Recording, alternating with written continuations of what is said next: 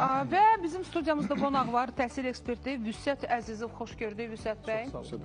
Necədir bu imtahanlardan sonra, ümumi təhlildən sonra sizin bir ekspert olaraq fikirləriniz və düşüncələriniz? Təbii ki, doğru vurguladınız. Daha çox yüksək bal yığan abituriyentlər, xüsusi gimnaziyalar, liseylərdir. Təbii ki, bunun əsas səbəbi ondan ibarətdir ki, həmin o liseylərə, gimnaziyalara aşağı yaş qruplarında, məsələn 5-ci, 6-cı sinifdən xüsusi imtahanla şagird qəbulu həyata keçirdiklərinə görə onlar daha yüksək bal toplamış şagirdlər olur. Yəni artıq müəyyən müddətdən sonra onlar hazıra nazirlik eləyirlər. Bir növ bəli, belə deyək, ən seçmə uşaqlar orada təhsil alırlar və artıq müəyyən belə deyək 9, 10, 11 yuxarı siniflərə tutanda pulla təhsil alırlar yoxsa pulsuz o uşaqlar? Elə təhsil müəssisələri var ki, məsələn onlar Təhsil Nazirliyinin tabeliyində fəaliyyət göstərdiyinə görə ödənişli şəkildə orada təhsil var.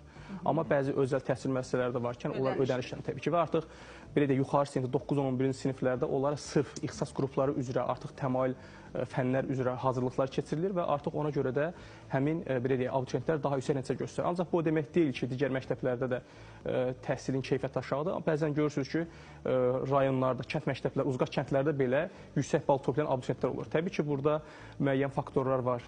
Amma hər bir halda yenə də daha çox siz qeyd etdiyiniz kimi yüksək nəticə göstərən abituriyentlər Bakı şəhərində olan liseylər və gimnaziyalardır.